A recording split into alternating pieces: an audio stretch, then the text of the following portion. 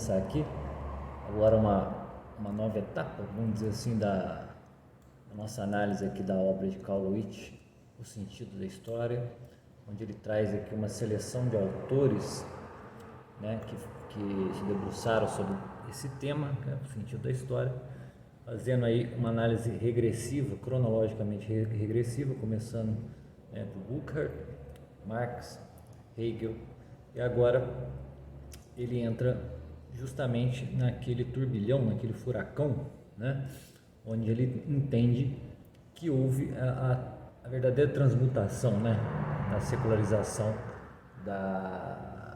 do sentido da história, do progresso, né, em reveria a providência. Então ele titula aí, né, o quarto capítulo do livro como Progresso versus Providência, e trata ali de 4 autores, né, Proudhon, Comte, Condorcet e Turgot.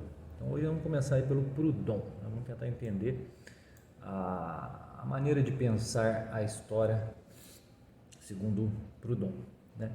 Em primeiro lugar, é preciso dizer que Carl Lewis ele já diz nesse capítulo que essa fórmula que transformou aí o princípio religioso sobre uma forma de razão humana e liberdade secular não foi exclusividade de Hegel, né? A gente já tratou aqui do Burckhardt, mostrou como o Burckhardt via um único princípio na história, que é o princípio da continuidade, que não era um mero prosseguir, nem mesmo tinha uma conotação de progresso contínuo, né? Mas a continuidade no sentido da consciência histórica, né?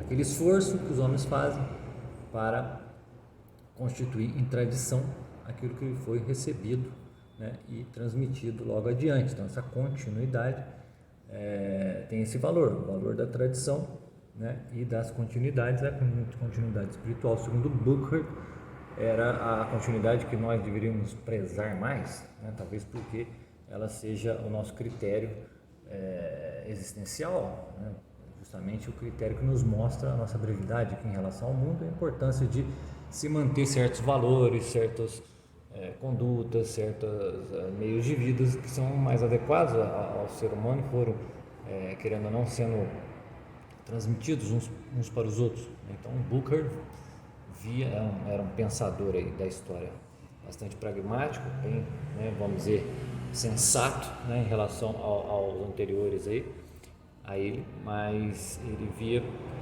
né, nessa continuidade, né, um fator que estava desde a Revolução Francesa prestes a ser colocado já estava sendo colocado em prova, mas prestes a ser colocado a escanteio, porque a vontade revolucionária, segundo ele, poderia ser o algoz, né, da continuidade e da tradição, que são os meios pelo qual a história justamente encontra o seu valor. Marx já, né, totalmente embrenhado aí pelo messianismo judaico-cristão, né, tenta excluir totalmente da história o fator espiritual, com seu materialismo histórico, se torna um inimigo feroz da própria religião, certo? Mas não percebe, ou se percebe, finge que não percebe, que toda a sua estruturação, né, toda a sua teorização sobre o progresso dentro da história que iria culminar num estado de liberdade pleno, né, no comunismo, né, uma liberdade sociopolítica. Ele ou não percebe, ou finge que não percebe, que isso daí estruturalmente é a história da salvação convertida, né, em princípios materialistas. Isto porque ele visava, né, materializar aquilo que Hegel idealizou, né? Enquanto Hegel tentou justificar a tradição cristã, a história cristã, através da filosofia racional, encontrando, em vez de Deus, um espírito absoluto que estava em progresso, vias de progresso, até encontrar a si mesmo uma suprema, né, uma suprema identidade entre sujeito e objeto, vamos dizer assim, né, entre a criação ideal desse espírito absoluto e ele próprio, né, Hegel percebeu que a história estava preenchida, vamos dizer assim, né? Então, por ela estar preenchida, né, aquilo que já deveria ter acontecido, já aconteceu em Cristo, porém o Espírito Absoluto ainda iria colher as consequências até chegar no ponto onde ele se coincidiria, né, o seu conhecimento se coincidiria com ele próprio, né, o seu objeto de conhecimento se coincidiria com ele próprio. O estranho é que Hegel percebeu isso tudo antes do Espírito Universal. Isso é uma coisa que a gente ainda não encontrou resposta, mas tudo bem. Mas anteriormente a Hegel, né, essa transfusão, essa transmutação, né, melhor dizendo, de providência para progresso, né, Carl Luiz já encontra, né, o núcleo ali nesses autores, Proudhon, Comte, Condorcet e Turgot, certo? O fato é que essa transformação, né, do princípio religioso em razão humana e liberdade secular não foi exclusiva de Hegel, né, pois todas as filosofias da história de caráter iluminista já têm isso em comum, né? A diferença, segundo o Carl Luiz, é que o Hegel restringiu, né, aquele otimismo que está presente nessas filosofias e reinterpretou tudo isso, né, a tradição teológica, etc., né, como um tempo que já foi preenchido, né? Então não temos um progresso em vista de novidades que ainda o homem não alcançou, mas que essas novidades todas já foram preenchidas, já foram dadas, e agora só nos resta esperar o culminar da história, porque, né, não são as ações humanas, não é a vontade humana que dirige todo esse percurso, mas é a vontade, a razão final do Espírito Absoluto, o Espírito Universal, que está em vias de se autoconhecer, né? Mas em termos humanos, o tempo já estaria preenchido, né? Bom, a aplicação do Hegel não é revolucionária nesse sentido, né? A aplicação dos termos mais conservadores. Os racionalistas lá do século 17 e 18 viam que o progresso como alguma coisa indefinida, né?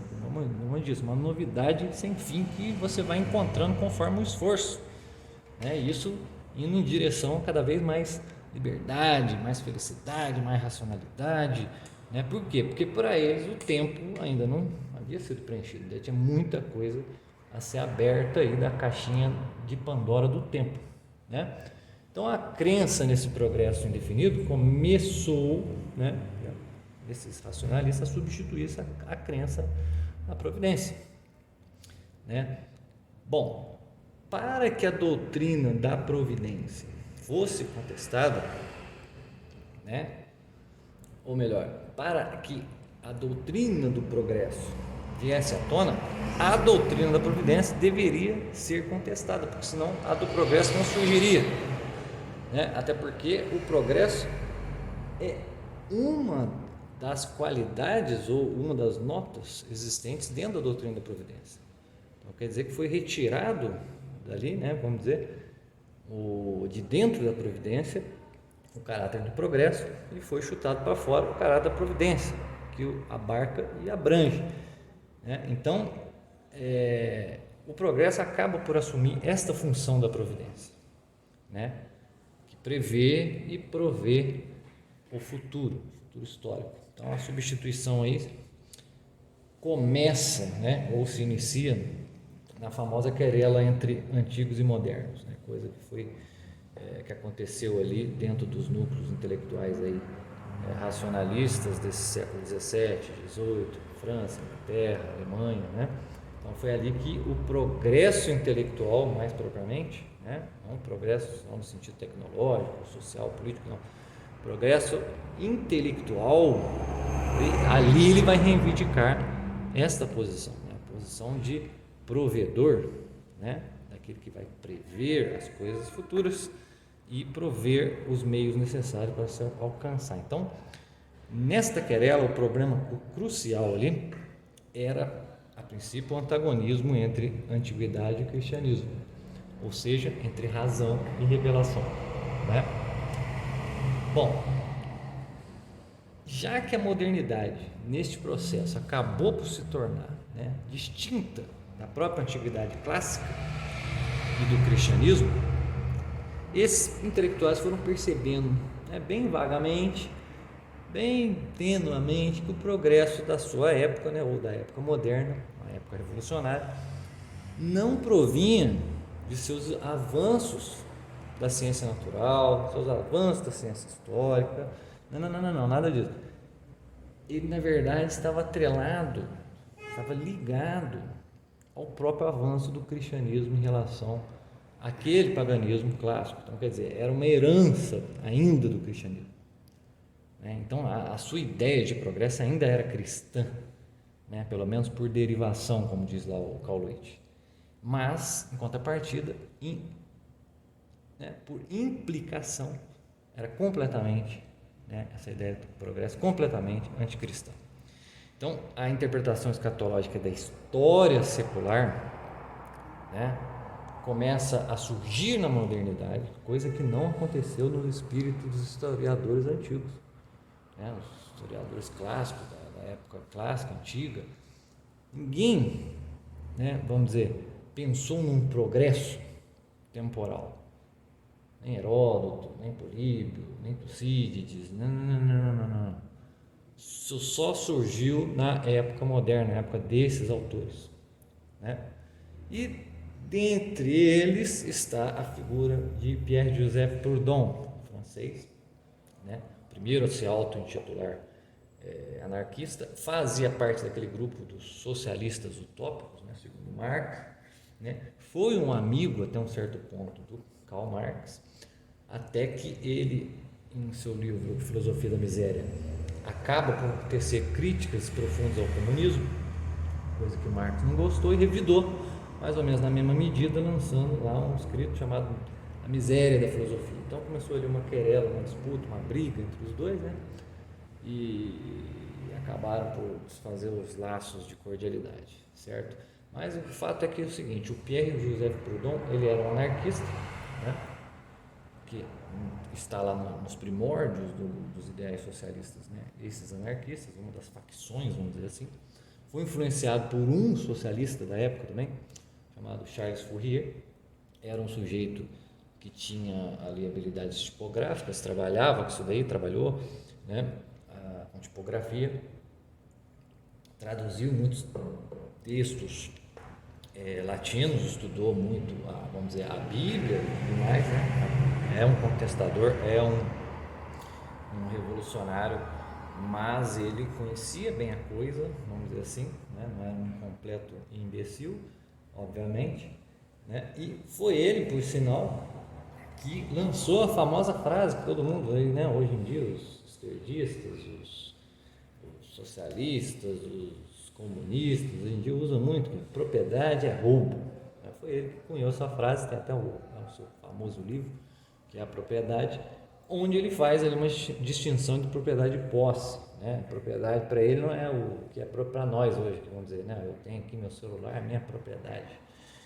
É bem desse tipo de propriedade que ele está dizendo que é roubo. A propriedade que ele diz que é roubo é a propriedade dos meios de produção, do qual um senhor ou uma autoridade, né, um proprietário, né, dispõe da força de trabalho das pessoas e extrai dali vamos dizer, seu lucro, e, sei lá, roubando, né, essa força de trabalho, em grande parte daqueles que compõem aquele meio de produção, certo? Não vamos ficar discutindo isso agora, a gente já sabe mais ou menos onde que a coisa pega, mas acontece o seguinte, que esse Proudhon, né, figura aí bastante querida aí pelos anarquistas, o pessoal, né, hoje em dia revolucionário, o pessoal adora o Proudhon, né? Ele tinha lá suas ideias políticas, né? Não foi a favor da causa comunista por acreditar que o comunismo também constituía uma forma de Estado, e Estado para ele era uma autoridade. Então ele, como um pródigo anarquista, o problema dele vinha de encontro à ideia de autoridade. Tanto é que tem uma frase dele, né? Segundo ele existe lá a trindade do absolutismo. Então ele tem uma frase que ele diz: o que o capital faz ao trabalho, o Estado faz a liberdade e a igreja ao espírito. Então, você vê que o Proudhon era um sujeito que não admitia certos tipos de autoridade, ou quase autoridade nenhuma.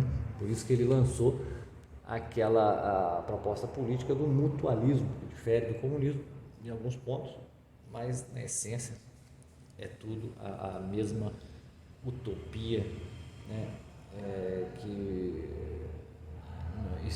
em escrito é muito bonito, mas na prática nós sabemos que dificilmente pode ser aplicado, ou os meios para aplicar isso daí no mundo pode ser os meios que vão justamente piorar a situação que a princípio deveria ser melhorada, né?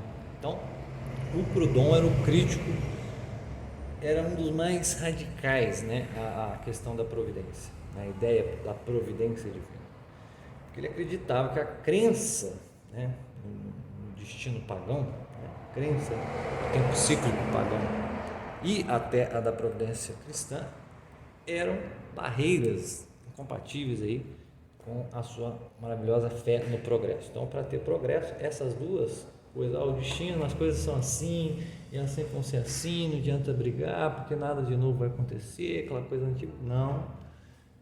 Cristão, não, vai ter um futuro, que as coisas vão se realizar para além da história, a história é apenas um interstício, né? Que leva a esse estado de coisa maravilhoso da outra vida, etc. Também não, isso é incompatível com a fé no progresso, porque nós precisamos progredir materialmente, existencialmente, realisticamente, vamos dizer assim, aqui no tempo e no agora. Então, o cristianismo, para ele, seria o quê? Uma grande revolta contra o destino pagão, né? Que trocou, né, vamos dizer, o destino impessoal pagão pela providência pessoal. Então, o cristianismo, segundo ele, é o grande algoz do destino pagão, porém criou uma outra coisa ali tão inócua para o progresso quanto o destino impessoal, que foi a providência pessoal. Então, o que ele propõe nas suas ideias? Que o homem tome este lugar que Deus tomou no estado de coisas, certo? E o progresso tome o lugar que a providência tomou no estado de coisas, certo? Então, nós já vemos aí uma característica bastante marcada aí no Proudhon, que é o humanismo. O humanismo e o ateísmo ali conectados visceralmente nas suas ideias. Então, para que o homem tome o lugar de Deus, né, faça essa guinada aí e tome o lugar de Deus, o Proudhon teve que, né, resolver intelectualmente, vamos dizer assim, o antagonismo entre os destinos ocultos, né, da história e as ações e paixões dos homens, que fazem com que as coisas mudem, se movimentem, se transformem dentro do tempo histórico, né? Então, esse antagonismo, olha, existem destinos ocultos, forças ocultas que arrastam os homens, e eles, em suas paixões, e através das suas ações, eles vão empreendendo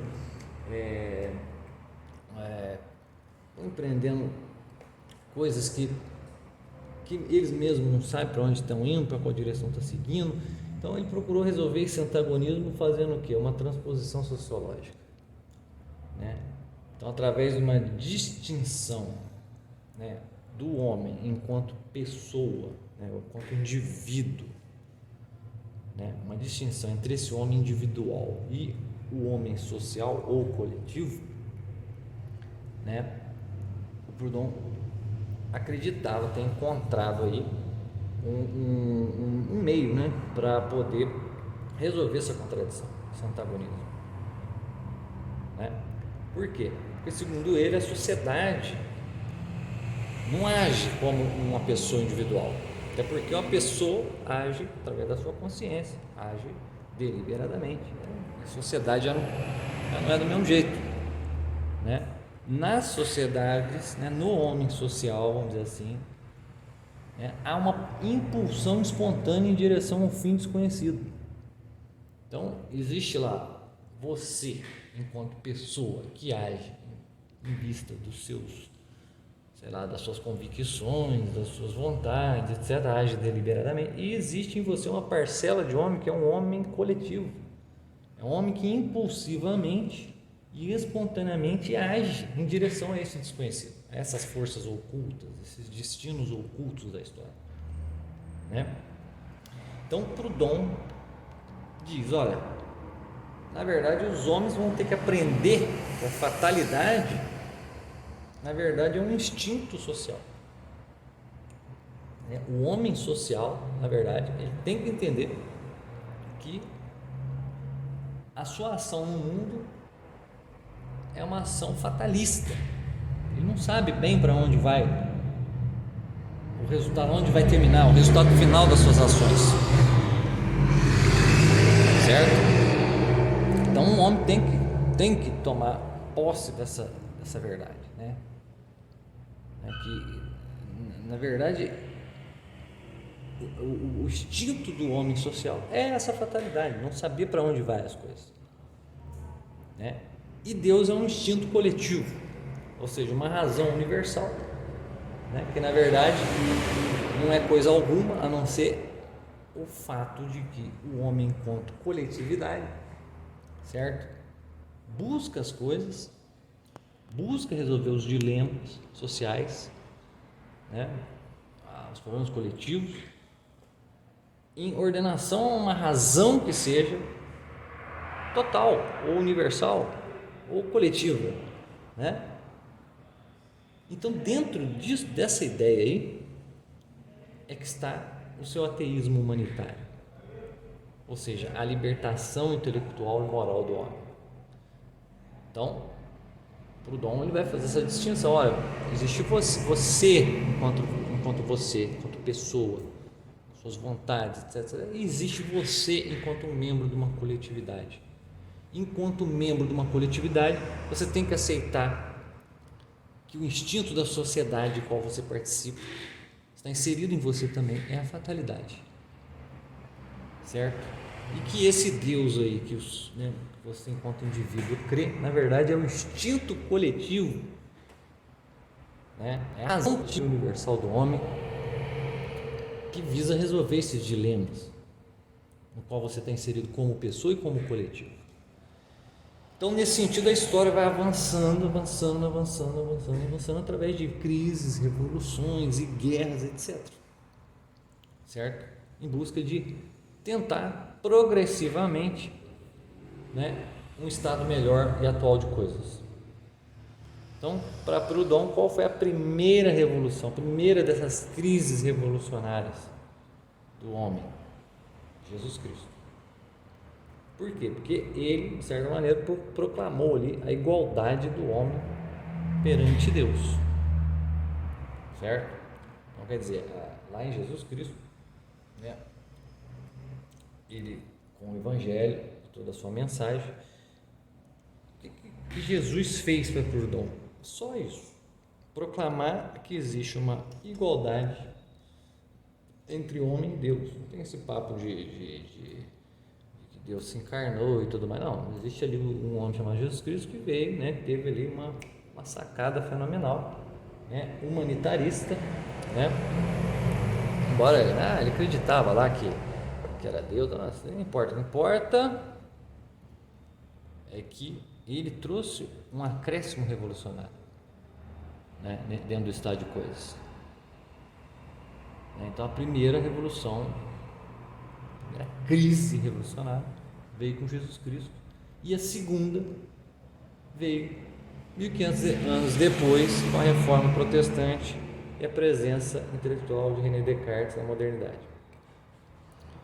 Então, nessa segunda crise revolucionária na história, Proudhon diz que a Reforma e o Descartes trouxeram a igualdade, ou a possibilidade de igualdade perante a consciência e a razão. Então, consciência e razão, né, começam a se coincidir desde o momento em que há a reforma e há a infusão cartesiana, né, da filosofia cartesiana na sociedade humana. Então aí está a segunda revolução. Essa primeira dizia assim, aqui está eu, o homem, e lá está Deus, então há uma igualdade entre nós. A segunda diz, aqui está a minha consciência, aqui está a minha razão, há uma identidade, uma igualdade entre elas, certo? Aí, pouquinho tempo depois, vem a terceira revolução, que já é uma revolução política, Vamos dizer, a primeira podemos dizer que é uma revolução, entre aspas, teológica, algo ali entre homem e Deus. A segunda é uma revolução, vamos dizer, ideológica, que é uma igualdade ali, entre a consciência e a razão. E a terceira seria uma revolução política, que é justamente a Revolução Francesa, que trouxe a igualdade, a ideia de igualdade do homem perante a lei. Então, tá aí as 3 crises revolucionárias principais para Proudhon. E cada uma delas apresenta uma linha de sucessão progressiva, certo? Então, o progresso está embutido nessa linha de progressão, certo? Porém, nós estamos aguardando, segundo Proudhon, a uma outra revolução, uma mais ampla ainda, que vai amarrar essas 3, a teológica, vamos dizer, a ideológica e a política, aquela do plano do espírito, ou da consciência religiosa, do plano da razão, ou da consciência ideológica, e no plano da política, da consciência, vamos dizer, exterior, vamos dizer, da própria sociedade, da formatação da própria sociedade. É aquilo que Proudhon vai chamar de revolução do futuro, que é a que trará finalmente a igualdade entre o homem e sua humanidade. Ainda não tinha se resolvido ainda, não tinha ainda se conectado ainda com essas outras 3 revoluções, esta igualdade, não tinha se dado ainda essa igualdade, homem e humanidade.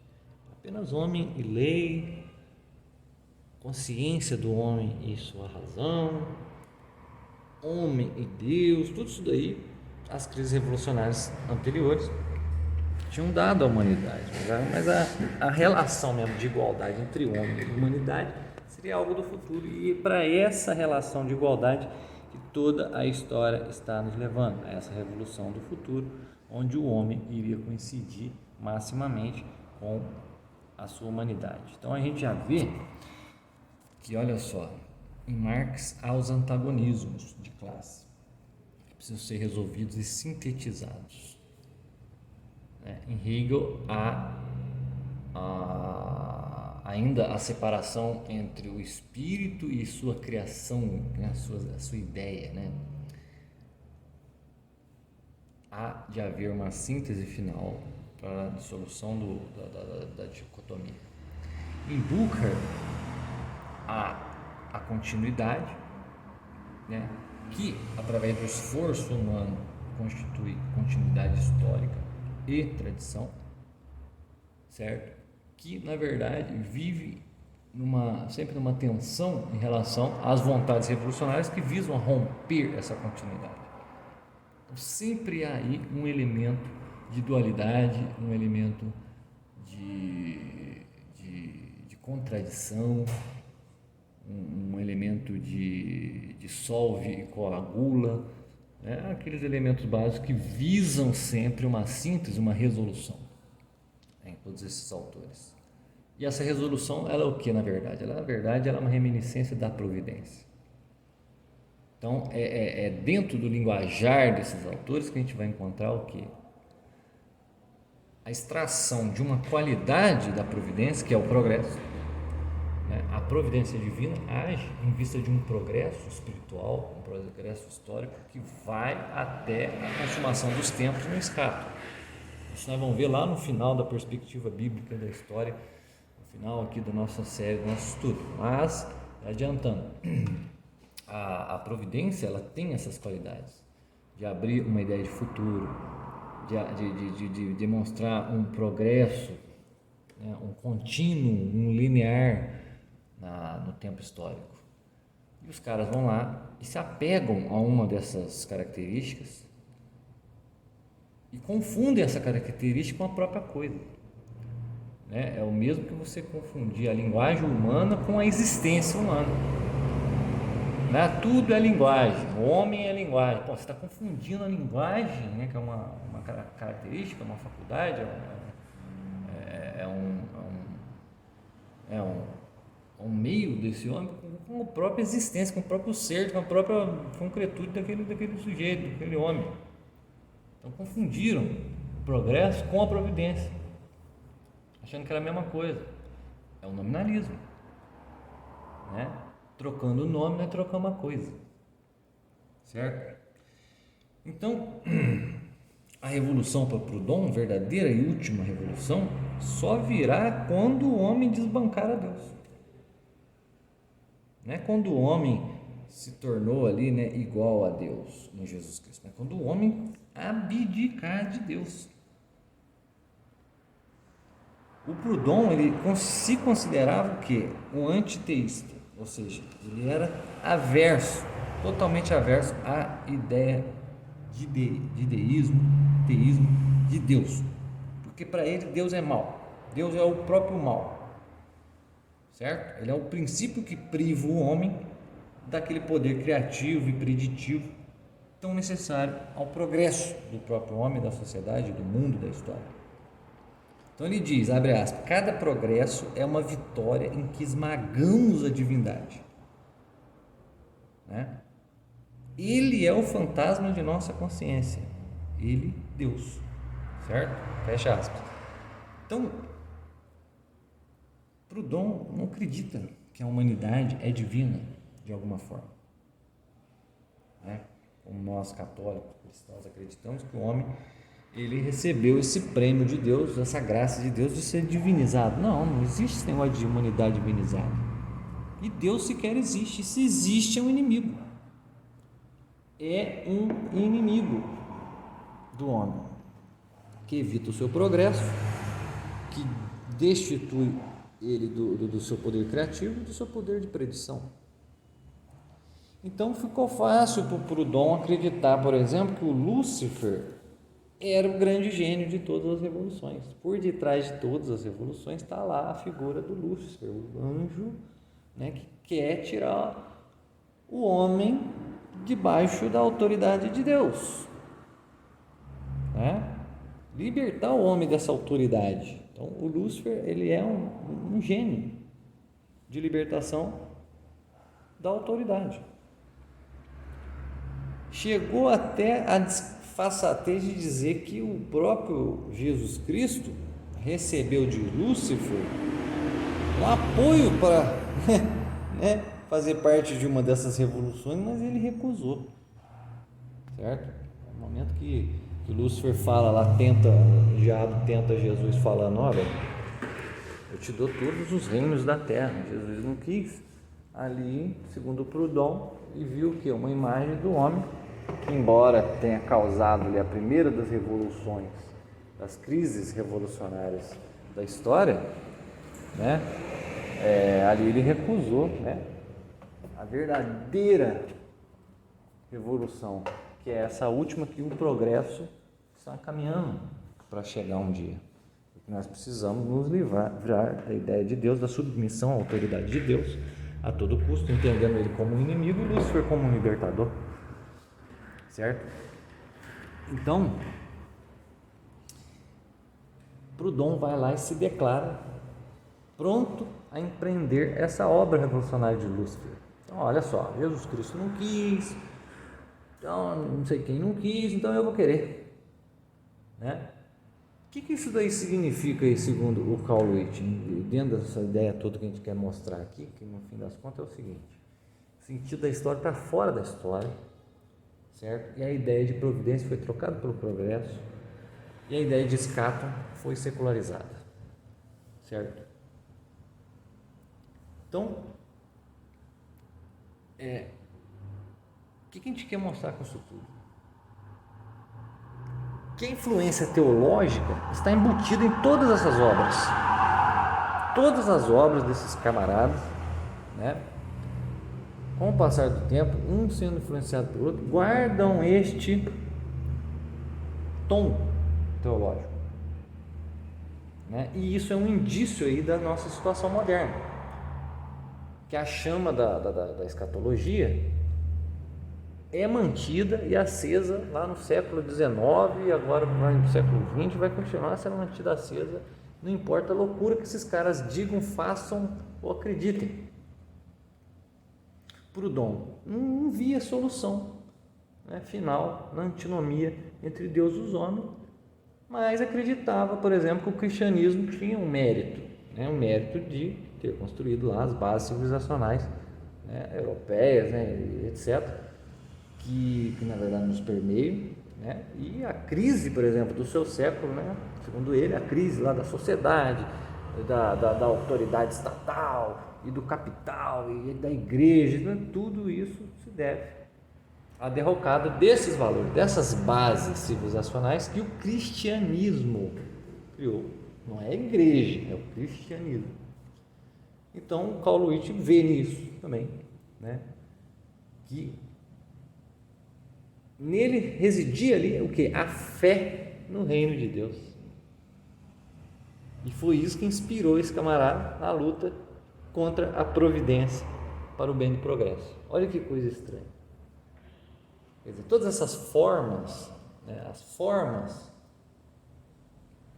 da providência, as formas escatológicas, né, a influência da concepção linear, futurista, progressiva do tempo histórico da tradição hebraica cristã estão servindo de moldes para o pensamento de todos esses filósofos ateus, antiteístas, progressistas, materialistas, etc., idealistas, etc.